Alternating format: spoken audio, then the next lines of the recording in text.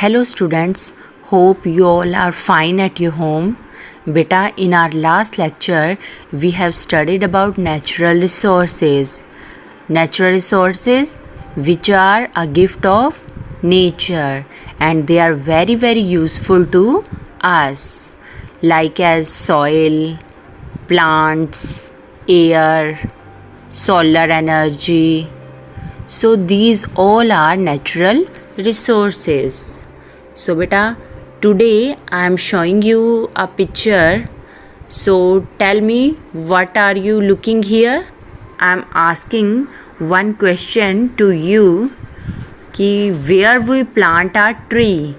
कि बेटा मैं आपसे एक क्वेश्चन पुट कर रही हूँ कि हम एक ट्री को कहाँ पे लगाते हैं और कहाँ वो ग्रो करता है. यस, आप बता सकते हो मेरे को. यस, जो हम प्लांट लगाते हैं तो वो हम कहाँ पे करते हैं? सॉइल में.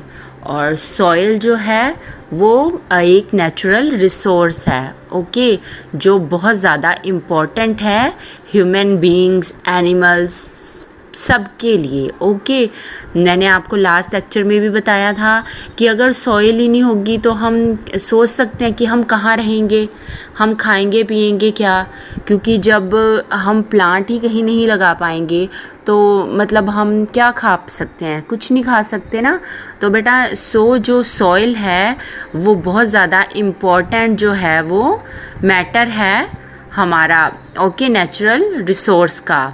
सो बेटा हमारा जो आज का टॉपिक है दैट इज़ सॉइल. ओके, तो हमारा जो आज का 13th चैप्टर जो हम आज स्टार्ट करने जा रहे हैं दैट इज़ द सॉइल.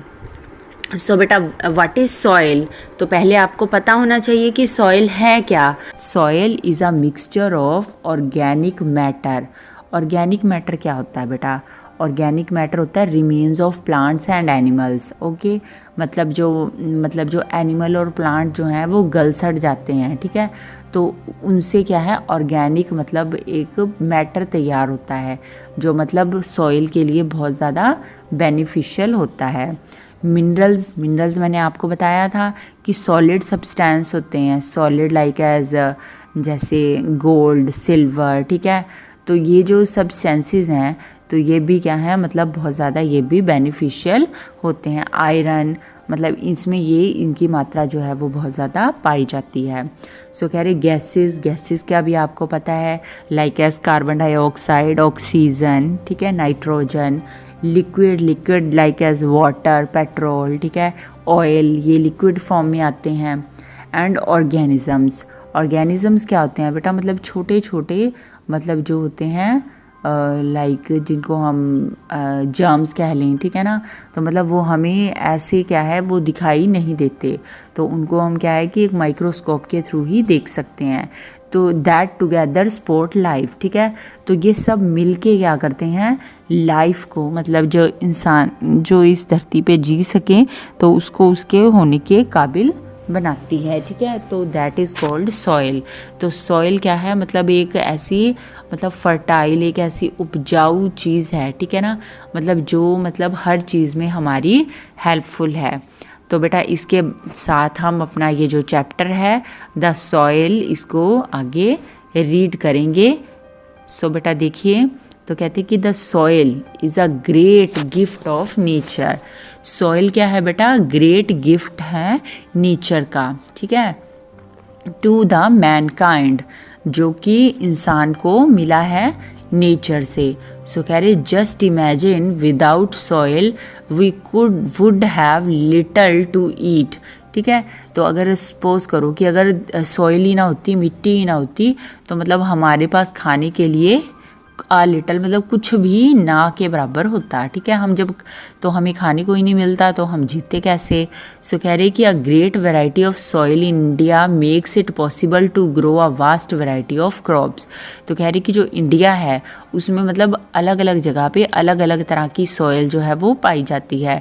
तो यही जो सॉइल है अलग अलग तरह की, ये वैरायटी ऑफ क्रॉप्स मतलब अलग अलग किस्म की जो फसलें हैं उनको उगाने में हेल्पफुल होती है.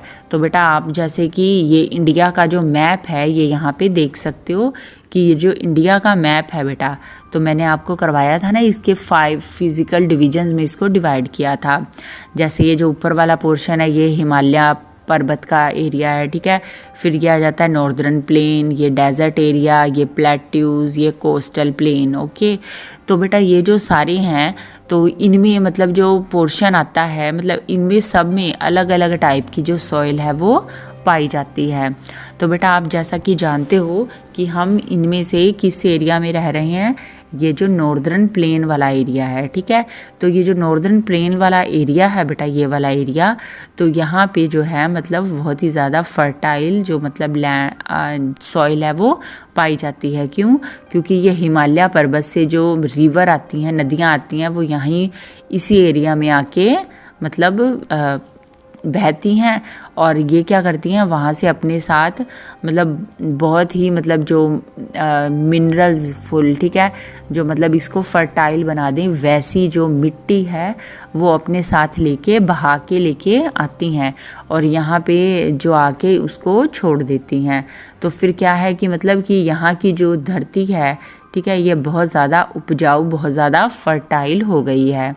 तो बेटा इसी के साथ हम आगे अपने इस चैप्टर को कंटिन्यू करते हैं। कह रहे कि the soil forms the top layer of the earth surface.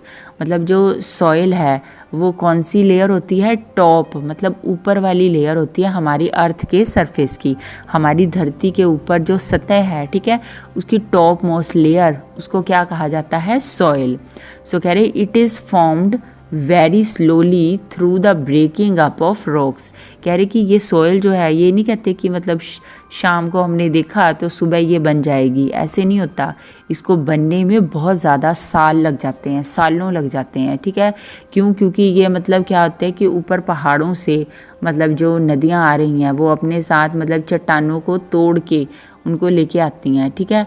तो मतलब जो मिट्टी होती है गारा, ठीक है, तो वो आके पानी के बहाव से यहाँ पे आके रुकता जाता है, ठीक है। तो इसी से ही ये सॉइल फॉर्म होती है। तो ये 1 या 2 दिनों का प्रोसेस नहीं, इसमें बहुत सालों गुजर जाते हैं। सो कह रहे it is then spread over a wide area. ये बहुत बड़े एरिया में स्प्रेड मतलब फैलता जाता है बाय विंड एंड रेनफॉल। मतलब जैसे विंड मतलब तेज़ हवाएं चलती हैं या रेनफॉल बारिश बहुत ज़्यादा तेज़ होती है, तो इससे यहाँ पे जो मिट्टी आई है वो इधर उधर बिखर जाती है और फिर क्या है कि वो सॉइल का रूप ले लेती है। सो कह the thickness of the soil is not the same at all the places. मतलब जो सॉइल की थिकनेस होती है, मोटाई होती है, वो कह रहे वो हर जगह जो है वो एक जैसी नहीं होती। हर जगह पे अलग अलग टाइप की जो है इसकी थिकनेस पाई जाती है। तो कह रहे it varies according to the nature and the colour of soil. मतलब ये वेरी करती है, मतलब जो है नेचर के अकॉर्डिंग और कलर, सॉइल के कलर के अकॉर्डिंग ये अलग अलग जगह पे अलग अलग टाइप की होती है। उसके बाद बेटा अब हम देखते हैं कि जो डिफरेंट टाइप की सॉइल होती है वो कैसी होती हैं। तो फर्स्ट नंबर पे आती है एल्यूवियल सॉइल। ओके, तो एल्यूवियल सॉइल जो है बेटा, तो वो हमारे ये जो मैंने आपको इस पिक्चर में, इस मैप में शो किया था कि ये जो नॉर्दर्न प्लेन वाला एरिया है, इस एरिया में ये पाई जाती है। और ये सॉइल कहाँ से आती है बेटा?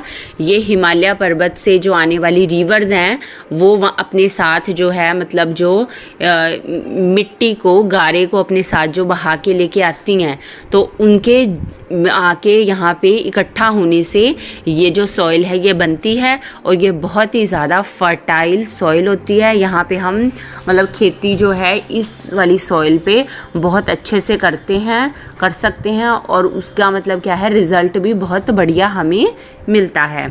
तो कह रहे कि soil vary greatly from place to place, ठीक है, कि सॉइल जो है वो वेरी मतलब होता है अलग अलग होती है, ठीक है। फ्रॉम प्लेस टू प्लेस मतलब एक जगह पे अलग टाइप की होती है और दूसरी जगह पे अलग टाइप की सॉइल होती है।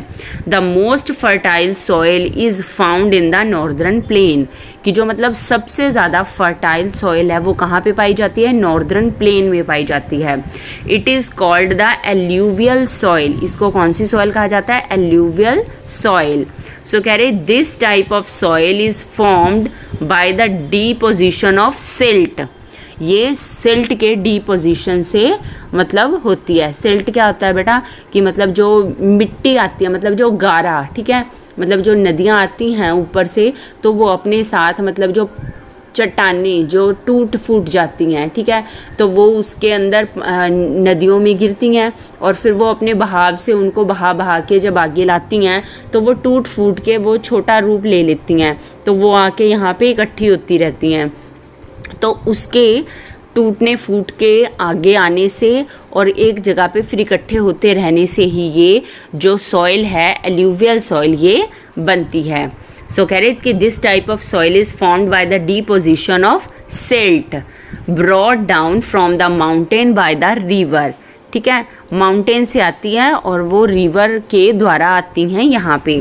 The crops that grow well in this soil are rice, wheat, jute and sugar cane.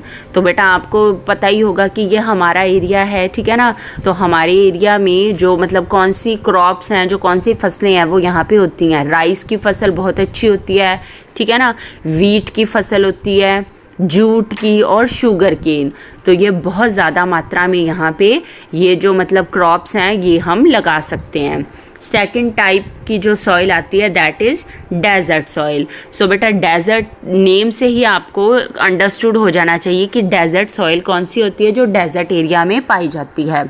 तो डेजर्ट एरिया बेटा कौन सा होता है कि जहाँ पे पानी की कमी होती है, तो वहाँ पे सॉइल कैसी होती है, वो सूखी होती है, ठीक है, क्योंकि उसको पानी नहीं मिलेगा, उसमें नमी नहीं होगी, तो जब नमी नहीं है तो वो सूखी होगी। तो सूखी हुई जो सॉइल होती है वो किसका रूप ले लेती है, सैंड का। ओके, तो मतलब वो सैंडी सॉइल होती है, ठीक है ना, मतलब रेत टाइप की, मतलब जिसमें पानी मतलब हम सपोज कर ही नहीं सकते कि इसमें पानी होगा। अगर पानी आ भी जाए तो वो उसको सोख के मतलब बिल्कुल ख़त्म कर देगी।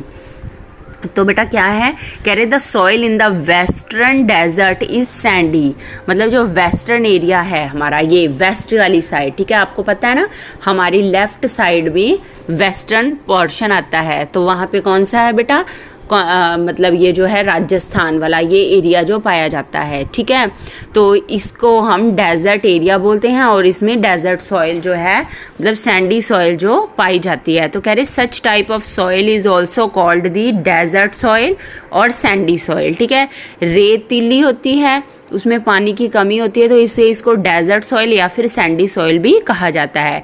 इट इज़ सैंडी और सेलाइन, ये सैंडी होती है और सेलाइन मीन्स टू से कि इसमें नमक की मात्रा बहुत ज़्यादा होती है, नमकीन होती है ये। और कह रहे in areas where salt content is very high, और बेटा जहाँ पे आप जानते हो कि जो वो एरिया जहाँ पे मतलब सॉल्ट मतलब नमक बहुत ज़्यादा मात्रा में पाया जाता है, सो सॉल्ट फार्मिंग इज़ प्रैक्टाइज्ड, तो वहाँ पे नमक की खेती जो है वो की जाती है।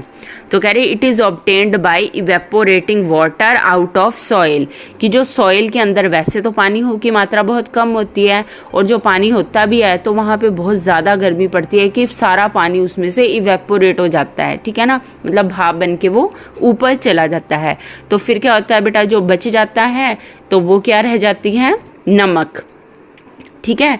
तो नमक कैसे बनता है कि मतलब जो खारा पानी जैसे होता है, ठीक है, या फिर जो मतलब रेत मतलब जिसमें खारापन पाया जाता है, ठीक है, तो उसमें से अगर वही कि मतलब जो मतलब सन के से जो मतलब उसकी हीट से जो इवेपोरेशन हुआ, भाप बन के जो पानी ऊपर उड़ गया, तो बाकी जो नीचे बच जाती है for that is called salt, ठीक है, उसको नमक कहा जाता है।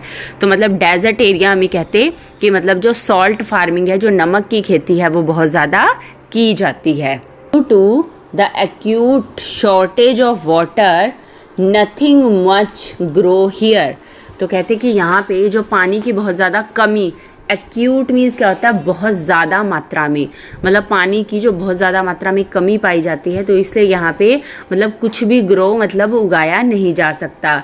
Where ever water has been made available through irrigation, ठीक है, कि मतलब जो मतलब पानी मतलब जो यहाँ पे अवेलेबल होता है तो वहाँ पे इरिगेशन के थ्रू मतलब सिंचाई के थ्रू, सिंचाई जो कैसे की जाती है बेटा, मतलब जैसे ट्यूबवेल लगा के हम पानी को निकालते हैं या फिर क्या करते हैं नहरों के द्वारा, ठीक है, तो मतलब कि खेतों में जो पानी दिया जाता है फसलों को, दैट इज़ कॉल्ड इरिगेशन, ठीक है। तो कह रहे कि इरिगेशन करके वेरियस क्रॉप्स लाइक ग्राम, ग्राम क्या होता है कि चने की दाल जैसे होती है, मिलेट, मिलेट मीन्स टू से बाजरा, ठीक है, वीट, वीट तो पता ही है आपको, गेहूँ, और कॉटन, रुई और dates and other fruits can be grown. तो इसी के द्वारा मतलब कह रहे कि जो पानी डेजर्ट एरिया में वैसे तो पाया नहीं जाता और जो होता है थोड़ा बहुत, तो उससे वो सिंचाई करके ये जो क्रॉप्स हैं, ये जो फसलें हैं वो वहाँ पे लगाते हैं। उसके बाद बेटा आती है हमारे पास ब्लैक सॉइल।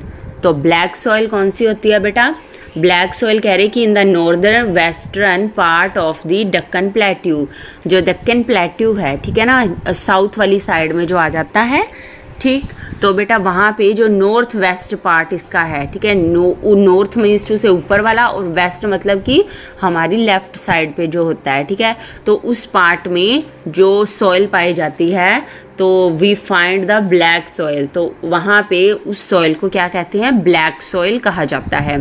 सो कह रही कि this type of soil is formed from the rocks made by lava, okay, तो लावा से मतलब जो वॉल्केनो आता है ना, वॉल्केनो मीन्स टू से मतलब जो ज्वालामुखी है, ठीक है, तो हीट जो धरती के अंदर जो गर्मी होती है तो वो जब फूट के बाहर निकलती है तो उसमें से क्या है कि मतलब वहाँ से मतलब एक मतलब इतना गर्म मटेरियल निकलता है, ठीक है, तो वो जब धरती पे आता है तो पहले तो वो गर्म होता है तो वो बहुत ज़्यादा लिक्विड में होता है, फिर जब वो बाहर आके ठंडा हो जाता है तो वो जम जाता है, ठीक है, तो लावा जो है तो उसके जमने से फिर क्या वो मतलब एक रॉक चट्टान का रूप ले लेता है, तो उस चट्टानों के टूट फूटने से जो मतलब जो सॉइल बनती है that is called black soil.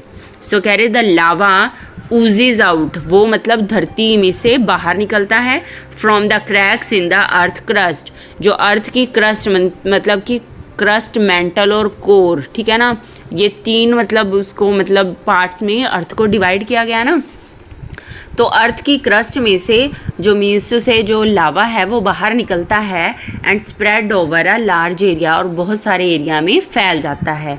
When it cools down, जब वो ठंडा हो जाता है, इट बिकम्स अ रॉक, ये एक चट्टान का रूप ले लेता है, ठीक है, तो कह रहे the soil made from these rocks is good for growing cotton and sugar cane.